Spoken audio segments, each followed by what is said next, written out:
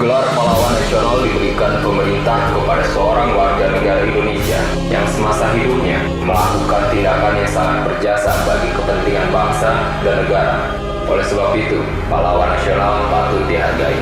Namun hal tersebut tidak didapat oleh seorang pahlawan nasional yang bernama Tan Malaka. Pada masa perjuangan hingga akhir hayatnya, nama Tan Malaka seringkali dikesampingkan, bahkan dilupakan.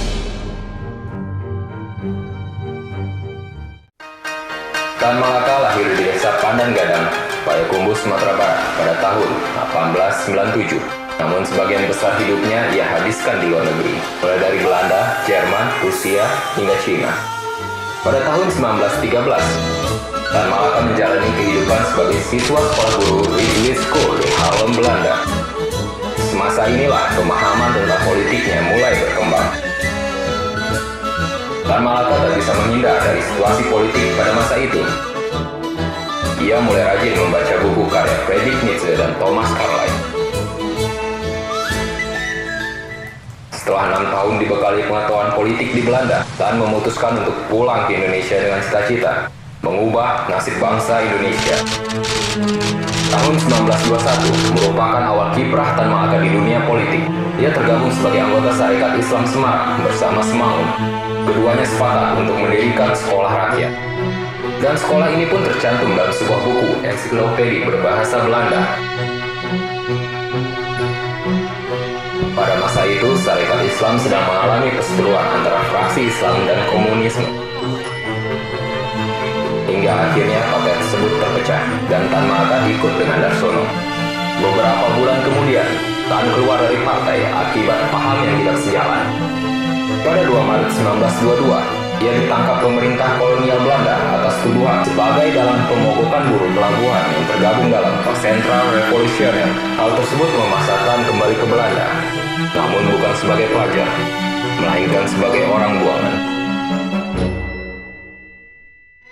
Menjadi orang buangan tidak melunturkan semangat Tan Malaka untuk mengabdi kepada rakyat. Pada tahun 1925 di kanton Cina, Tan Malaka menulis sebuah brosur panjang yang berjudul North the Republic Indonesia, yang memuat konsep republik, dan ialah orang pertama yang menulis konsep republik untuk Indonesia. Para pemimpin perjuangan termasuk Soekarno membaca brosur ini dan menjadikannya sebagai bahan pidato di grup debat Gardu. Awal tahun 1926 di Geylang Serai, Singapura, Tan Malaka menulis buku yang berjudul Masa Aksi. Buku ini menginspirasi W.R. Supratman dalam menciptakan lagu Indonesia Raya yang pada tanggal 28 Oktober 1928 diperdengarkan untuk pertama kalinya di Kongres Pemuda.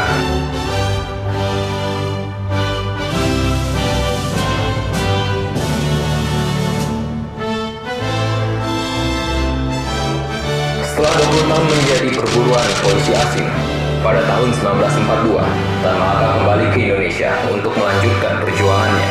Menurut sejarawan asal Belanda, Harry Puze, Tan Malaka adalah orang di balik peristiwa rampak raksasa di lapangan Ikada, Jakarta yang terjadi pada tanggal 19 September 1945. Di antara ratusan ribu massa yang mendatangi lapangan tersebut, tampak sesosok pria memakai topi perkebunan jalan berdampingan dengan Presiden Soekarno.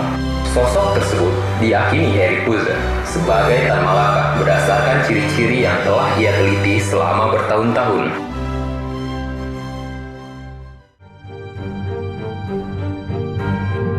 Pada bulan Januari 1946, Tan Malaka menggalang Kongres Persatuan Perjuangan untuk mengambil alih kekuasaan dari tentara sekutu.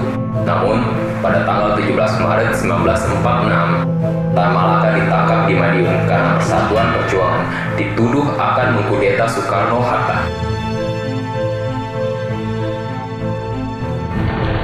Setelah 2,5 tahun di penjara, ia dibebaskan dan kemudian mendirikan Partai Murba bersama Soekarno pada 7 November 1948 di Yogyakarta. Partai tersebut merupakan partai terakhirnya karena pada 21 Februari 1949, Tentara Republik Indonesia menangkap dan mengeksekusi Tan Malaka.